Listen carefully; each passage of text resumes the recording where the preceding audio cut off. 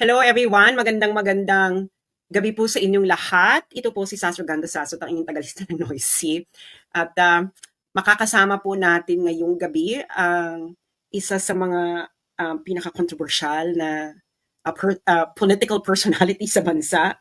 At siya ay walang iba kundi si Attorney Rowena Guanzon, ating makakasama. Pero bago ang lahat, pakishare muna ang ating live. Wala po tayo sa YouTube dahil hindi ko po ginagamit ang YouTube at hindi ko na po ma-access ang aking account. At paki-share na lang po muna ito para maraming makaalam sa napakainit na issue ngayon na kinasasangkutan ng party list nina Attorney Rowena Guanzon at ni House Speaker Martin Romualdez. Para malaman natin ang buong detalye, ayan na, nandito na si Attorney Rowena Guanzon. Magandang gabi po sa inyo, Attorney Guanzon.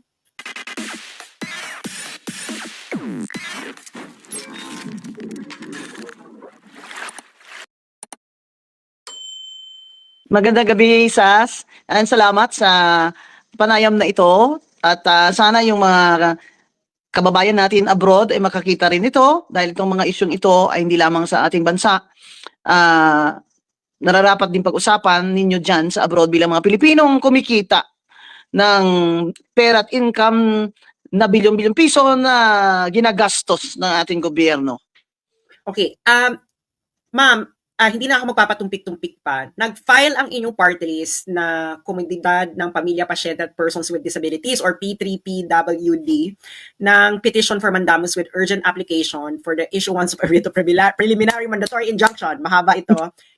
Laban kay House Speaker Martin Romualdez at sa Secretary General na si Reginald Velasco.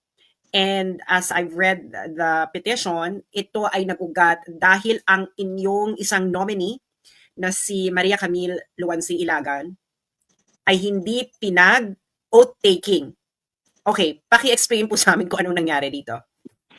Ang maalala niyo po, nag-file ng isang petition laban sa akin, si Cardema. Kaya po na TRO ang COMELEC.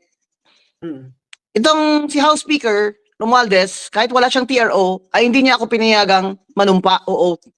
Ang importansya ng oath na yan ay kine-question din namin na unconstitutional yan. Ayon sa House rules na internal nila, ay kailangan ka pang manumpa ng tinatawag na ceremonial, affirmation, oath sa speaker bago ang congresswoman maka-start ng kanyang functions and literally makaupo doon sa plenary. So hindi po ako si Commissioner Guanzon nakaupo. Ay, wait lang ma'am. So, pati kayo hindi kayo pinag-oath? Ito yung background okay. ng kay Dr. Camille Ilagan kung bakit siya ngayon. Dahil po di ba nag-substitute ako doon sa first set of nominees, yung number 1 na nominee, nagka-cancer yung anak niya. And she could no longer. So, all of them resigned and the board substituted my name. Yun po na TRO.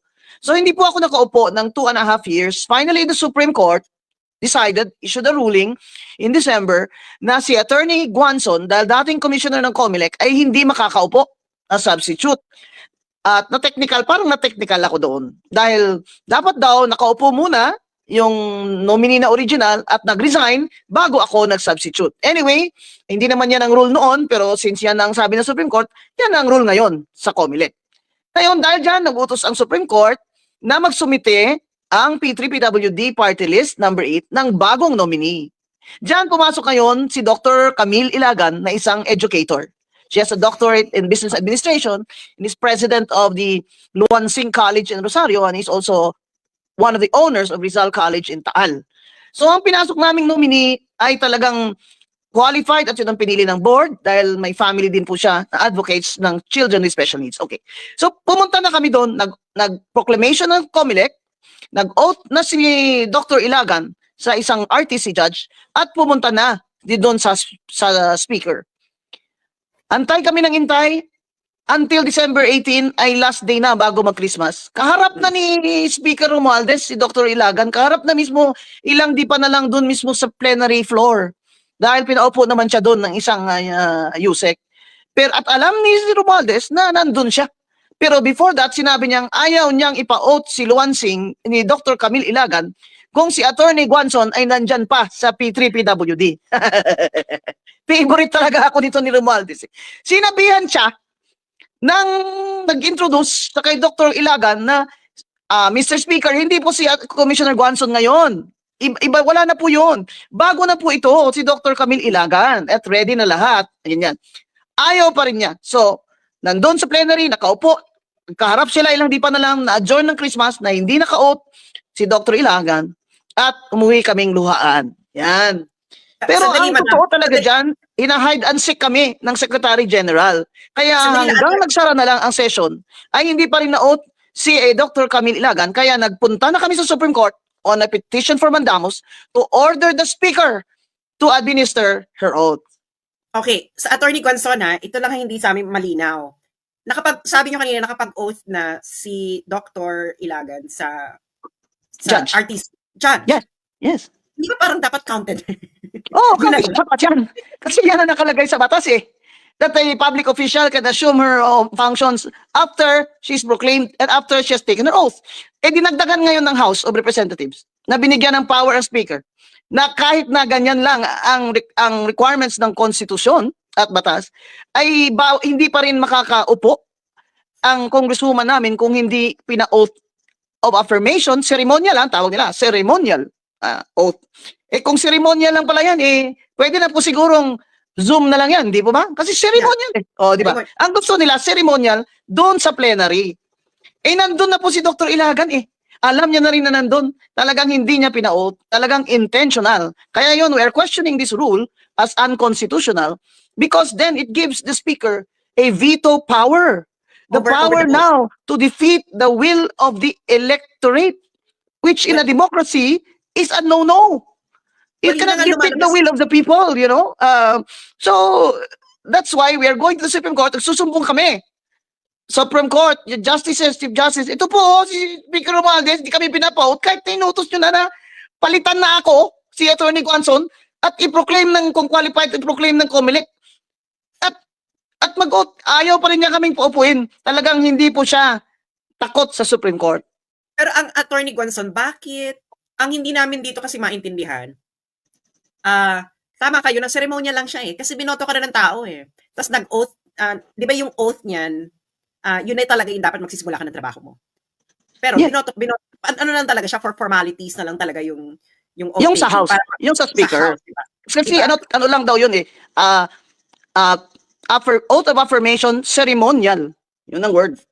Okay, pero ang nakakaano kasi dito, ang tagal ng decision nung para palitan kayo kasi ano na ngayon matatapos na yung Congress, new Congress na next time, and tapos ngayon ito pa yung umaasa pa ba kayo na makakapag-oath taking? Oo, kasi umaasa kami na ang Supreme Court naman ay fair. Kaya may June 3 pa naman na magbubukas ang session, siguro 7 days na lang. Baka naman plano ni Speaker, ipa-out na yung aming representative 1 day before sila mag-uwian. Maawa naman kay Speaker, 391,075 people voted for P3PWD number 8. Kalahati mo yan, PWD, may mga sakit, seniors. Kami, wala kaming budget for 3 years, sarili naming pera, binibigay namin sa wheelchair lahat, pa hospital, at 3 years, pero ginawa namin, nag-organize. Kaya now, as far as Marawi, meron po kaming supporters, awa ng Diyos. Pero apaka-unfair ho talaga sa mga constituents namin ito, na ang batas pala, ginagamit lang pala yung batas kung pabor sa kanila. Hindi kasi parang mamimili siya kung sinong uupo, taong bayan na yung namili kung sinong uupo bilang congressista. That's correct. The word is, he is now, has the power to veto the will of the people.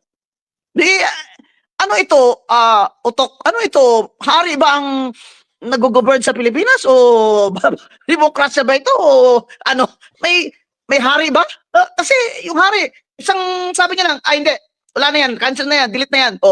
Hindi naman po, demokrasya po ito. Kaya yun pong aming petition, we are still hopeful. Meron pa naman pong 3 months. At pag hindi po talaga kami pinag-oath dyan, dahil yung Secretary General mismo, hindi niya kami officially hinarap at nag-agenda. He is liable also under the Anti-Graft and Corrupt Practices Act. Yeah. Attorney Guanzon, matagal na kayong nasa politika, no? At I'm pretty sure meron kayong mga kilalang meron kayong mga hindi naging nakasundo. Speaker of the House, Meron ba kayo nabalita ang ganitong nangyari before na yung Speaker of the House ayaw niya yung binoto ng tao tapos hindi niya pag-ootin? Hindi. Kahit na yung kay Duterte na, si ano ba yun? Si Speaker, sino nga yung batchmate ko sa Ateneo? Yung Alvarez? Alvarez. Oh. Si Pantaleon? Hindi naman, wala naman ganitong issue. Ang nagka-issue noon, dahil yan, kaya nila ginawa yung rule na yan noon, ay nagka-issue ngayon si anak ni Justice Velasco ay tumakbo laban sa kay Congresswoman Ong Shaco Reyes ng Mindoro. Yan. At hindi pinaupo si Ong Shaco Reyes dahil hindi daw siya naka-oath ng affirmation sa speaker. Sinabi nilang ang proclamation ng COMELEC ay hindi pa yan totoo na baka kaupo ka. Kung hindi ka nag-amen dito sa amin at nag-oath of ceremonial oath ka sa speaker. Kasi nung araw, wala naman yan, Miss Sase. Wala yan.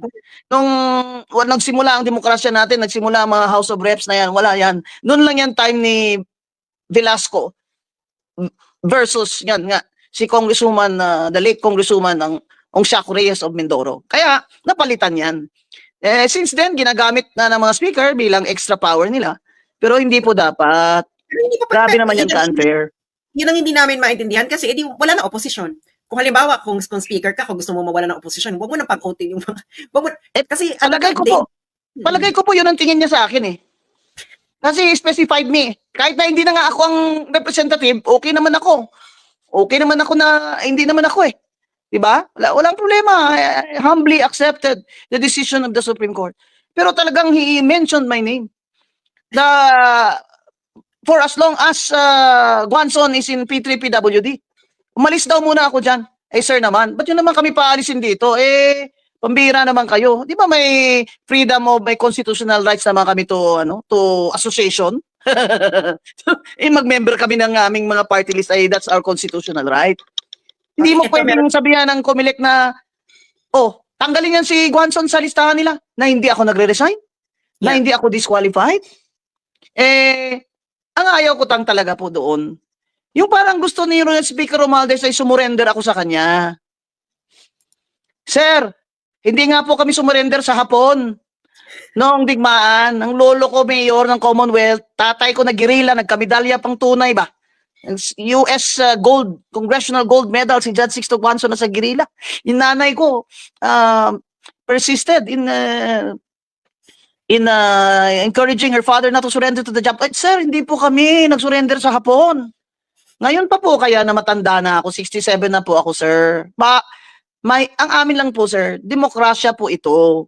Panindigan na po natin. Napakabilib ko pa naman kay Speaker noon dahil, wow, Speaker, UP College of Law. Wow, Upsilon, huh? They're very famous for being well-mannered, no? They're social elitist fraternity, no? Hindi nga kami magka-brad at sis, pero UP College of Law, hangang-hanga ako sa kanya. Misas, nag-meet pa kami doon sa lunch ng mga, hindi ba, tagalit sa akin yung mga kakamping. Ba't daw ako may picture kasama si Romualdez at si Sandro? Malay ko, nakaupo lang naman lola nyo. Doon sila sa likod ko pa-picture. Nagalit yung mga kakamping, ha? Di ba nandun kayo kasama? Alam ko nandun pa nga parang binati pa nga kayo ni Sandro Marcos. Di ba parang yung he bowed nga and asked for my hand as if to mano and I just gave him a handshake. At nagpa-picture pa nga sila sa akin. Kausap ko pa nga siya. Sabi ko sa kanya, Speaker, can you make that PWD committee a regular committee? Kasi never nagka-regular committee ang PWD. Parang ano lang yan, ex officio, parang ganun lang ba? Walang budget. So, umuo pa. Smile. Nung araw, hindi pa siya ganun makapangyarihan. Parang gwapo-gwapo niya. Linaw-linaw ng mukha niya ba? Parang ngayon tumaba siya ng lalo. So, ang ano ko dyan sa Speaker na when we started naman, good terms naman kami. Akala ko nga, good terms kami. Yun pala, hate niya ako. Hindi ko nga alam eh. Hindi ko naman siya, I did never attack him. I never, what do you call this? Campaign against him. Tapos ngayon, ganyanin niya ako. Papayag ba mga taong ganyan? Yung binoto mo, ayaw pa upuin ng Speaker. Papayag kayo mga tao dyan. Attorney Guanzon, ang pinagtataka ko kasi, hindi ko na lang papangalanan yung isang party list. May party list kasi na may nireplace na party list, may natanggal kasi na party list sa... I know that case. Di ba? So, sila, napaupo sila. Konti pa nga ang boto nila kay sa akin eh. Yes. Ang laki ng boto ko, parang doble sa kanila eh. Oh, Mas ba't malaki sila sa inyo nakaupo? 100,000 plus. Mm. O ako, may ano pa ako, Supreme Court ruling pa si Dr. Ilagan. O, ang P3, meron kami Supreme. At saka hindi basta-bastang tao na sa board ng P3, ha? Tingnan nyo yung board namin. Mga taga-UP, ha? Mga expert consultants, 3 abogado, isang marketing specialist, isang grassroots leader. Makikita mo yung P3 board ng P3PWD, tunay. Tunay na mga independent thinkers or advocates of rights of PWD and children. At kaya po sila nag-decide din na to sue. Kasi hindi po ito mga taong, you think I can just tell them what to do? Hindi po. This is really a board. It functions, P3, PWD is a genuine marginalized party list. Actually, Attorney Guanzon, mas malaki pa ang botong natanggap niyo sa boto ni House Speaker. Ay baka po, dahil 391,075 kami, ewan ko kung ilan yung kanya. Maliit Ay lang. ngayon, mas may tingog siya. O, 3 seats siya. May tingog siya. Pero may maka 3 seats. Hindi ka ba naman naka 3 seats yan, hina mo na talaga. Sa dami naman ng perang kontrolado nila, di ba? Ngayon may iba pa. Marami silang pinifield na party list. Yan, example lang ha. Example lang ito ha. Tamaan, wag magalit. BBM. Oh, halata ba? BBM, yung mga minero. Sino ba nasa mining industry, di ba sila? Oh, yung mga pinafunding nila ng mga party list, yung AKAP na yan. Yung AKAP na yan, kaya kami tutol dyan. Dapat kung meron yan, unahin nyo kami mga PWD seniors at may mga sakit. Hindi yung political nyo na mga tao dyan, ang nauna dyan sa akap-akap nyo. Yun lang naman ang kaya kami, tutol kami, that's indirect vote buying. Attorney Guanzon, may nagtatanong dito, hindi kaya dahil daw baka kayo hindi pinaupo ay dahil doon sa naging desisyon nyo noon, nung tumakbo si BBM bilang Pangulo. Di ba nung nasa comedy kayo, nag-release kayo ng... Ay, opo. Totoo naman abot na nga kami sa husgado niyan di ba? Na in my opinion, DQ siya, di ba? Kaso may nakialam nga May nakialam na politiko doon sa isang commissioner which I divulged to the public into interviews. Tapos sinabla nila ako ngayon. Graph daw yon. May graph ni isang kusing, wala ako nakuha doon. Baka kayo. Kaya nga ako nag-disclose doon Kasi sinasabi ko, this is corruption. So, in my opinion, DQ si BBM. Bakit naman hindi? 2 times naman convicted on 2 counts naman ng tax, not paying taxes. Sino ba naman ang hindi mag-DQ dyan kung hindi, alam nyo na. Kaya nga kami nagkagulo doon So, akala nyo madali for someone to fight against, di ba? Marcos, ba? Grabe yun pero, sanay na ako dyan. Martial law nung 13 pa lang ako. Rally dito, rally doon sa UP. Presidente ako ng dorm ko. Mga batch ko yan si Lisa Masay. Mga batch ko yan. Kaya, hindi po talaga ako, kasi ganyan po talaga ang pagpalaki sa akin. Parang, if I feel that an injustice has been done, I have to speak out. Lalaban po talaga ako. Attorney Guanzon, may mga ano kayo dito, may mga fan ng inyong, siguro member 2 ng PWD. Sabi niya, sana madam, pag nanalo uli ang P3WD,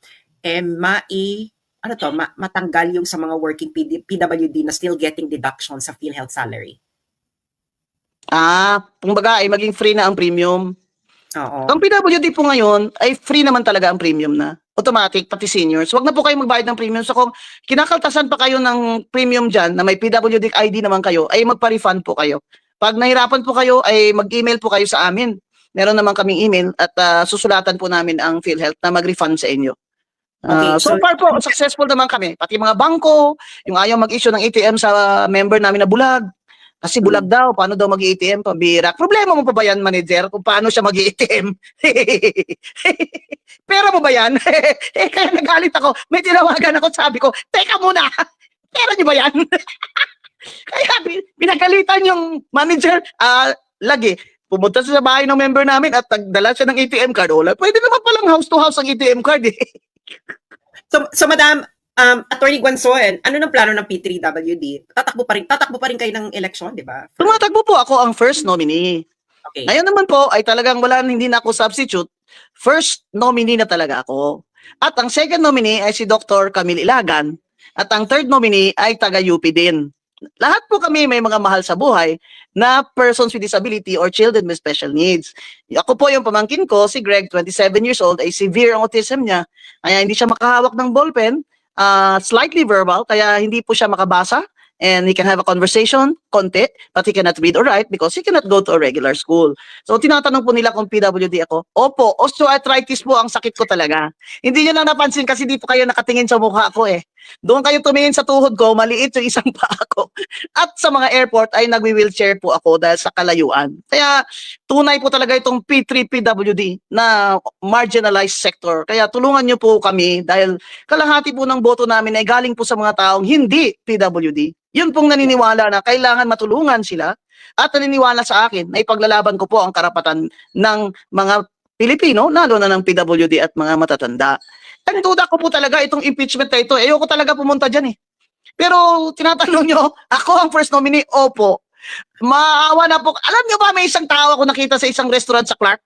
Biglang pumunta sa akin na pa-picture. Sabi niya, attorney, hindi man ako bumoto sa'yo noon. Ngayon boboto na ako sa'yo. Kasi naawan ako sa'yo. Dapat maupo ka na. Naawa na sa akin. Maupo na daw ako. Itong Attorney Guanzon, kasi maraming hindi nakakaalam dito sa P3PWD. Actually, hindi ko nga ito alam. Pero ang nakagulat dito, kasi tiningnan ko yung boto nyo mas malaki pa talaga yung boto nyo kaysa dun sa mga ibang nakaupong party list. Opo, totoo po yan. Kaya ayoko lang naman sabihin na bakit kayo ganyan, Speaker? Dahil ba ito sa impeachment? Bakit? Alam mo ba kung ano ang boto namin? Dr. Ilagan is a doctorate, no? It's an expert in education.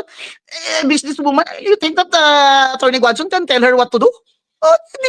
She's a trustee, highly educated. She has her own mind. And the decisions of the P3 board, talaga pong nagmi-meeting kami. Hindi lang po ako.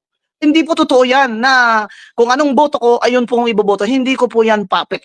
Kaya po yan pinili namin ng highly educated para makita nila na she's reasonable. But she carries the P3PWD party. She will vote according to the board's also decision. Problema po kay Speaker, palagay ko may nagtsutsuriwap sa kanya na ako'y anti-BBM pa rin. Alam nyo, simula na si BBM nag-stand against China, like ko na siya. May 1 point ka. Kasi ayoko talaga yung ginagawa ng China na creeping occupation na yan. So, pero sa ibang bagay, corruption, kung ano-ano, no. Diba? Ganun din naman ako eh. Si President Ferdinand, extrajudicial killing ang charges sa kanya. No, ako dyan. Pero yung kung war on drugs na wala lang EJK, check ako dyan. Diba? So, yung mga, ako, per issue lang ako, hindi ako tumitingin ng personalidad ng tao na yan. Kagalit ko yan, ayoko na makita. Hindi po ako ganun. Kasi judicious po ako eh. I'm judicious. So, I am trained. May tanong po dito, siguro na ano yung taong bayan. Sabi, Madam Rowena, tanong lang, sa isang term na hindi pinaupo ang P3PWD sa Kongreso, sino ang nakatanggap ng sweldo ninyo? Yan po ang tinanong ko po sa interview ko sa Supreme Court. Gusto ko nga malaman yan eh. Kaya susulatan ko yatang sila eh. Pagkatapos nitong husgahan tong petisyon namin, nasaan ang sweldo namin? Yung 3 years na yan, sweldo ng staff namin. Nasaan yung budget namin dapat na parang yung soft programs ba, yung mga scholarships, mga medical, nasaan na? Sinong gumamit? Pati opisina namin na nalagyan na namin yun ng aircon eh. 2 aircon, 90,000 yun kasi pinili na agad na ground floor. Ang aming, ang galing-galing no dating Sec Gen, si Sec Mendoza. Ngayon may nakaupo na dun eh. May utang kayo sa akin ha, bayaran nyo yung aircon ko dyan ha, 90,000 yan. Ilang wheelchairs ba yan ha? Mamaya na tayo magsingilan. Pero tama po yung tanong nyo. Nasaan na po ang sweldo namin? Madam, ang inyong daw office ay nasa akap na. Naakap na pala yung opisina ng P3. Naakap. So ayun, baka may nagtatanong dito, ma'am. Baka kaya hindi kayo pinaupo dahil noisy kayo. Na pag makita niyo daw ang mga anomalya sa mga budgeting, magsalita kayo. Abay, siyempre. Pambira na ba kayong lola nyo eh? Gusto nyo busalan? Nagsalita nga sa katedral na DQ si BBM sa opinion ko eh. Ngayon pa ako, matanda na ako, ngayon pa ako matakot na naku, baka wala akong funds. Makapag hindi ako pumirma sa impeachment, mawalan ako ng pork barrel. Hindi po dapat ganyan ang tingin nyo sa kongresista nyo. Dapat po ang kongresista nyo ay ideal, honest, at may integridad at may prinsipyo. Ayun, ayaw nila ako. Kasi totoo yan. May nakarinig po sinabi talaga niya she has a very, alam mo English kasi speaking no? Quote unquote, she has a very colorful personality. So she is uncontrollable. Ano po? Okay.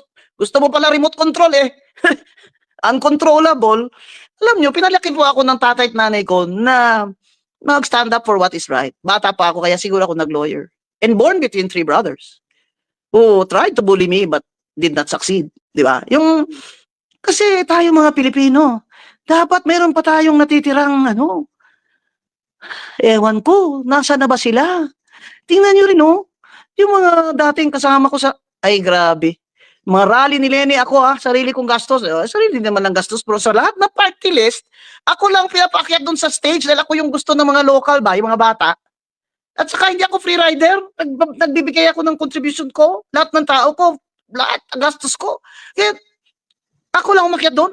Ngayon na gulo-gulo-gulo na, sasabihan ako ng ibang unfair kayo, alam nyo, yung ibang kakamping dyan, grabe kayo ka-unfair sa lola nyo. Sasabihin nyo ngayon na ano ako, pro Duterte ako, kaya ako inaaway si speaker. Abay, anong logic nyo dyan?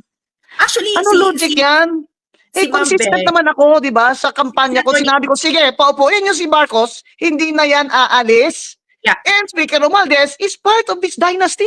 That's why they want control. Control is for their next dynasty.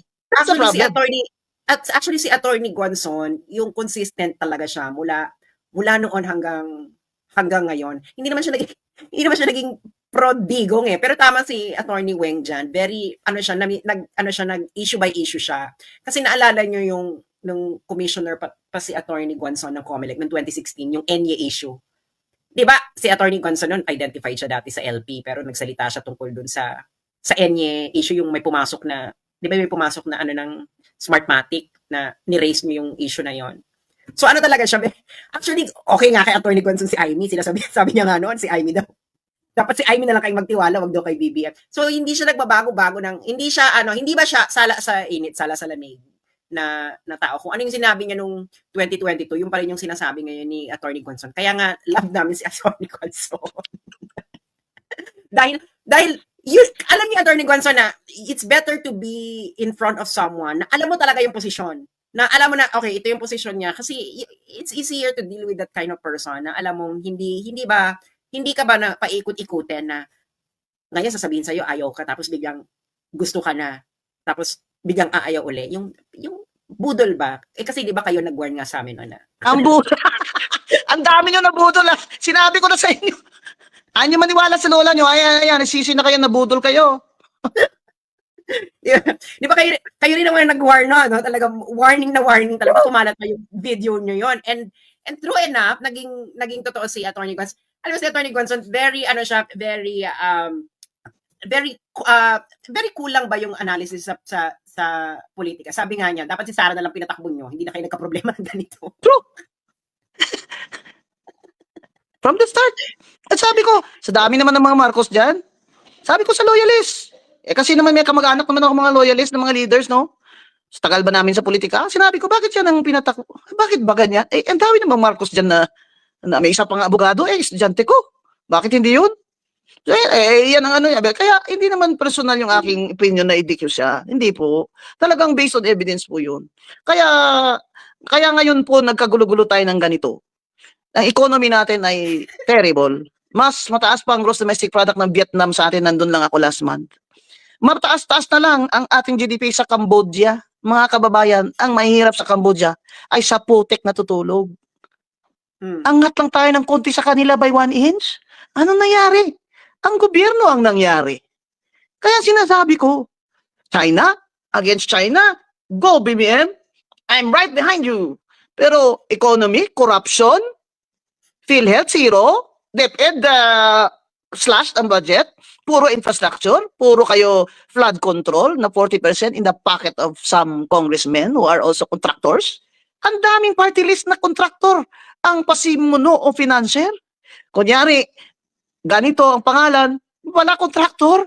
Ito namang mga mayor, kung sino naman makabigay sa kanilang project, doon naman sila, naturalmente. Pero, party list po ito, i-respect naman po ninyo ang mga sektoral na tunay. Yan lang po hinihingi ko sa mga mayor. Hayaan nyo na po ang mga PWD at seniors niya na bumoto sa amin. Iilan lang naman sila. Yan lang po ang pakiusap namin. Attorney Guanzon, kayo lang ba ang party list na dedicated sa PWD? Yes, ma'am. May isa dyan na sabi nila PWD din sila, pero multisectoral sila eh. Kami talaga nakasiro kami doon sa PWD, seniors, families of this PWD, patients, yung mga malubhang sakit like cancer, PWD po kayo pag may cancer kayo, o kaya ay HIV AIDS, o kaya ay autoimmune diseases, PWD po kayo. Nakafocus lang po kami doon. Yung iba po, multisectoral sila kasi sagol-sagol ba, halo-halo para shotgun style yung kampanya nila. Abay, lahat na lang gusto nyo inyo eh. Pero kasi vote buying ang strategy nila, kami hindi, ma'am, hindi. Ako, ang Yeah. sinasabi ko, ang constituents natin ay PWD, children with special needs, elderly, and the patients. These are our constituents. But our army of voters must also come from educated people, people who have no education but have a heart for our constituents, and who will volunteer their services out of love for their country. Kasi si Attorney Gonson, hindi naman magiging congresswoman lang nitong ating mga PWD. When there is a national issue of importance there, or international or foreign policy, I'll stand up for that also. I'll vote for that also, and I'm highly qualified. Kaya, tinitingnan po dapat nila din ang kakayahan ng kanilang pinipiling party list kung sino ang first nominee. Can you imagine, SAS, out of 300 Congress people, there are only about 15 or 18 lawyers? Ayun na nga. Kaya yung impeachment na yan, hindi ko alam kung anong strategy nila dyan sa prosecution. I want to see how this is gonna go because they did not really practice law, no? Well, ayun na nga. Ito sabi ni Attorney Gonzalo, ano lang daw pag-usapan namin, itong petition, pero napunta na sa impeachment. Kanya na Kasi kabit-kabit, they're woven, di ba? They're woven into these political issues eh. And that's the reason why hindi kami pinaupo. Hindi ganito, Attorney Gonzalo, kasi naging COMELEC commissioner kayo. So alam niyo ang galawan ng COMELEC, may experience kayo diyan. Marami ngayong nangangamba ng mga kababayan natin na baka maging madumi ang eleksyong ito. Anong masasabi niyo diyan? Meron ba kayong gusto sabihin sa kanila na maging kampante ang loob nila na hindi mangyayari 'yan? May bago kasing provider ng services ng program at transmission, at yung mga machines na ginagamit ay some of them ang luma ng COMELEC but some of them are also new. Ilang bilyong piso yun. Yung Miru na kinwestiyon yata ni former Congressman Erice. Yeah. So, yun ang pangamba ng mga tao na baka pumalpak yan dahil walang experience yung, di ba dapat required sa bidding na ang provider ay may dati na siyang track record sa mga eleksyon sa ibang bansa na automated. Now, yun ang isa sa pangamba nila, which I think Chair Garcia is trying to very hard to assure the public by being transparent. Yung mga testing nila, mga ganon-ganon. So, let's just hope na hindi yan pumalpak. Okay? The other thing is yung sa transmission kasi natin will depend largely on the network. The network, kung mahina pong signal dun sa bukid, matatagalan din po ang transmission doon. So, ang sinasabi po ng iba, like former Commissioner Louie Gia, na baka masatisfy ang mga tao kung hybrid ang ating eleksyon. Manual yung pag-shade mo, di ba? Pero yung, what do you call this? Ang sinasabi niya, manual ang pag-shade, manual ang pagbilang, di ba? Kagaya ng dati. Pero ang transmission ay electronic. Kaya mabilis pa rin. So, but COMELEC is not trying this out. I don't know if they're really going to try it out. But I think that's a good idea because in a democracy, when your election process is being questioned by some, sectors of the people, you cannot just, whisk it away. You cannot, because it will always create a doubt. That's why we have foreign observers. So I am hoping that COMELEC will address these genuine concerns of people who just want a truly fair elections and transparent elections. Kasi nga, Attorney Guanzon, marami kasing concern, lalo na may mga, for example, may mga, di ba nag-imprinta na ng balota, tapos may mga hindi isinama, dahil nga, nire-raise pa sa Supreme Court, tapos nung nag-desisyon na yung Supreme Court na dapat isama sa balota, nag-imprinta na naman ng uling balota. So parang, alam niyo yon yung concern ng mga tao sa waste. I don't know, kasi naging COMELEC commissioner kayo. What Billions. do you think about this system? Billions. Yeah. The COMELEC wasted billions. Because they were in a hurry to complete the ballots. Because, it takes a lot of time to check the ballots, print the ballots, and then the overseas ballots, they have to be put in envelopes and then sent to the embassies. No? So, yung waste na yan could have been avoided if the schedule was not as tight as this one.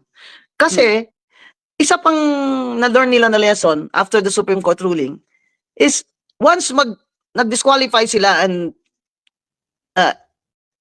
the rule that this name should not be in the ballot, pag nag-file siya ng petition sa Supreme Court, the lesson there is, ilagay mo na lang sa balot. Mm. Kasi naman, kung ma-disqualify naman talaga yan, edi stray votes yan. Di ba? Hindi na lang naman yan, it won't matter because hindi naman yan ika-count. Hindi naman natin siya ipoproclaim. So that's the lesson there, that we could have saved billions. And I think Chair Garcia appreciates that. Kasi very active na ngayon ang Supreme Court sa pag-TTRO sa COMELEC. Okay, Attorney Gonzon, may tanong sa iyo dito. Oh, ito yata yung Supreme Court na is really watching the COMELEC, you know? Yeah. Supreme Court's really watching the COMELEC. Baka si Supreme Court Justice. It's good for us. Baka si Supreme Court Justice Marvick Leonen yan. Ito, Attorney Gonzon, sabi ni Jim, may tanong siya, I think related dito sa experience niyo bilang sa COMELEC Commissioner. Attorney, what are your thoughts on the pilot implementation of online voting for overseas Filipinos? When I was the chair for overseas voting, I had a meeting with Ambassador Romualdez about this. And because he was very interested in this new development, so we were studying it, and it's possible. In fact, we tested it during my term, I think, or after. It's really possible because online voting is really possible, but as long as the safeguards and the redundancy procedures are there to ensure no hacking and no fraudulent ballots. Kasi, for example po, maraming hindi nakakaboto na nakasakay sa barko. Kasi ang rule noon, padalahan ka ng balota, ifa-fax mo pa doon sa embassy, ang layo naman noon, di ba? Pero kung may online lang siya, naka-register siya doon, pwede naman, can transmit her votes, which is what COMELEC is now doing. So it's good because, our overseas voters, they're the backbone of our economy. They're the ones who earn billions and billions of pesos that keep the Philippine economy afloat. Kaya po income tax zero sila. Wala silang binabayarang income tax. Tama po yan. Kasi sila naman talaga nagdadala ng pera. Pero dapat ngayon kina-question nila, saan pumupunta ang perang pinapadala namin dyan? Na ginagamit lang ng gobyerno sa korupsyon. Dapat nagtatanong din sila niyan. So, go ako dyan sa online voting. And I think the COMELEC has tested it na may safeguards sila and redundancies. So I think yun ang concern lang, Attorney Gonzon, no? Lalo na sunod-sunod yung mga cybersecurity issues sa Pilipinas, lalo na yung NBI na hacking na lahat ng nag-apply ng NBI clearance from 2014 to 2021, lahat ng data nila nakuha na ng hackers. Wow. Kaya ang daming yung scam sa text. So, ito may tanong sa inyo. Some groups are hiding and using party list to win but not qualified. Paano raw sila mawawala? Ito ngayon ang magandang gawin sana ng COMELEC. At mag-push po kayo, mag-email po kayo sa COMELEC o kaya mag-Twitter kayo at COMELEC. Mag-Twitter kayo doon. Na mag-demand kayo ng debate ng mga party list sa first nominee lang para po talagang harap-harapan na malaman na natin kung sinong bugok. Para malaman na natin sino dito marurunong talaga ito na yata ito, talagang ito yun. O kung sino itong pulpul ito. Mamimigay lang ito ng pera sa amin pero ito ang uupo. Dapat may ganun na ang COMELEC. I think they're also trying to figure that out kasi nga ang dami din naman namin ng party list. No? The other thing that you can do is kung tingin mo talaga hindi yan siya qualified, for example lang dual citizen siya. Pilipino siya pero sa totoo lang ay is holding a British Australian passport, di ba? So pwede po ninyong questionin yan. At that's to cancel their list, their name in the list. The other thing is tingnan nyo kung kailan ba yung party list na yan binuo. Dapat ang COMELEC nag-publish din yan ng listahan kung kailan pa yan, since what year ang registration yan at since what year ang alleged nila na they were already functioning. Kasi it's possible na yung number one nominee nila ay hindi qualified. That because the Party List Act requires that the nominees should be members of the party list at least 90 days before the elections. Yes.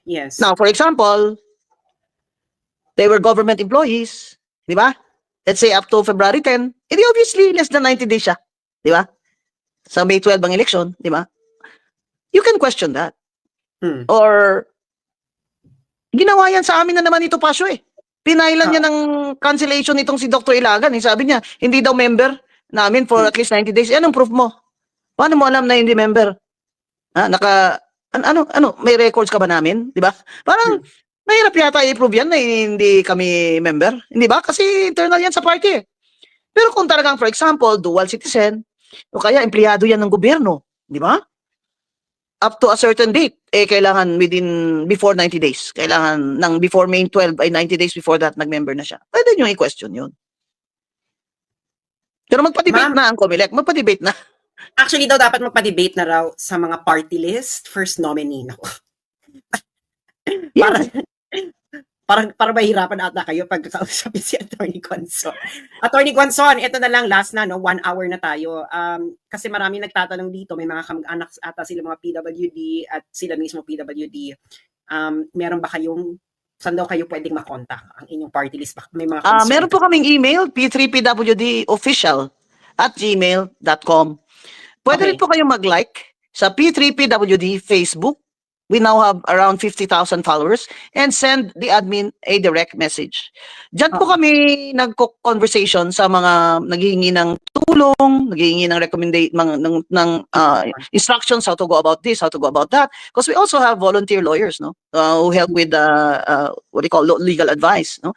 So you can like P3PWD Facebook and DM the admin, and just write your concerns, because the email po, rerouted pa yan kung kaninong concern, kung sa lawyer namin or sa akin or sa campaign manager. You can just send a direct message to P3 PWD Facebook by liking it. Punta na lang kayo sa Facebook ng P3 PWD kasi maraming tanong dito, Attorney Guanzon, no, tungkol sa batas concerning PWDs. So puntahan niyo na lang yung Facebook. Ang Facebook po nila is P3 PWD. Right. Number 8 po kami sa balota. Number 8 sa balota. Number 8 daw sa balota. Kasi nga marami kasi ngayong nag-aano na may kamag-anak na PWD. Sandali lang, Attorney Guanzon, no, para malinaw sa lahat. Ano yung sakop ng PWD? Pamilya, pasyente, PWD at seniors po. Doon po sa pasyente kasama ang HIV/AIDS na patients, cancer, yung may mga lupus. Marami po sa PWD namin ay may invisible disabilities like bipolar disorder, autistic, Down syndrome is visible, but yung mga may mental illness kasama po dyan. Yun po ang aming malawak po ang constituents actually ng P3PWD. Kung titingnan mo talaga. Because there are more than 1 million persons with disability in this country. That includes children with special needs. Hindi pa kasama doon yung may mga cancer, etc. So if they just know that they have a sectoral party list, na si Attorney Guanzon ang representative, baka naman po magka-interest sila to open our page and like P3 PWD Facebook number 8. Ma'am, at gusto niyo TikTok, para gusto niyo masaya, you follow me on TikTok, Barda Queen. Doon tayo masaya, Barda Gulan doon Sa Attorney Guanzon, no, ito lang, last na tong question na to. Yung nagda-dialysis ba, PWD rin ba yan? Di ba? Yung mga nagda-dialysis po, either you can go to your DSWD sa city ninyo or City Social Welfare to get your guarantee letters for dialysis. Kasi marami na pong LGU ngayon na mayayaman, sila na mismo nagbabayad ng dialysis nyo. Pero yung tinutulungan po, nung before the prohibition kasi prohibited naman po ngayong kampanya na, ay inuuna po talaga namin mga bata. Yung mga batang may Down syndrome na kailangan ng heart surgery, kasama po sila sa Little Brave Hearts Incorporated. Yun po talaga ang una naming tinulungan ng mga guarantee letters sa hospital, sa heart center. Tapos tatanungin niyo po, paano yan? Hindi ka naman nakaupo. Marami naman po kaibigan si Attorney Guanzon, ng mga senador, ng mga congressman, iba nga party list pa tumutulong. Kaya nahiya naman ho sila sa akin na hindi ako nakaupo, sila nakaupo, voter din naman nila ito sa district nila. Di ba? Abot pa nga kami, hanggang Davao na pasyente. Yung mga kailangan kasi ng surgery dyan sa heart center, minimum ka merong guarantee letter na 50,000. So you can start the surgery ng bata. Ako mismo po pumupunta doon. At pag nakita ko ang mga nanay doon, ay binibigyan namin ng kung ano-ano lang, goods or gatas or pamasahe or alam nyo, siyempre, alam nyo, ang hirap. Ang hirap po talaga ng buhay. Tapos may anak ka pang mag-heart surgery. Kakaiyak po talaga. Alam nyo, kung alam nyo lang kung gaano karaming ganyang bata na nakahiga lang, yun po talaga priority ng P3PWD. Kaya yun po mga dialysis, it's not that expensive. Maybe 1,500. Kaya na po yan ng mayor ninyo. Lalo na po ngayon, tumatakbo sila uli. Kaya pumunta ko kayo sa mayor, dahil itong Malasakit Center, kakatext ko lang sa isang doktor, ang sabi, 0 funds na. Ang Malasakit Anong Center. ginawa nyo dyan sa malaki, mga center dyan? Anong ginawa nyo sa mga pera dyan? Ay, gusto siguro ng mga ito, ay lumuhod ka sa kanila at gingi ng akap? Bakit na 0 na yung Malasakit Center dyan? Importante yun eh. Wala nasa ka talaga. loob, Doktor na nag-text sa akin. We want to inform you na 0 na po ang Malasakit funds, kaya private donors, baka may private donor doon sa pasyente nyo. Kasi hindi na ako ma-accommodate ng pasyente nyo, attorney. Ayan. Maraming salamat, Attorney Guanzon. 1 hour na tayo and thank you so much. At bisitahin nyo yung Facebook ng P3PWD, Party List number 8 sa Balota, and House Speaker Martin Romualdez. Bakit ganon? Salamat po. Thank you, Attorney Guanzon. This is how the deaf clap their hands. You learn to clap your hands like this. That's how the deaf clap their hands. And say thank you. Thank you po. P3PWD Party List number 8 sa Balota.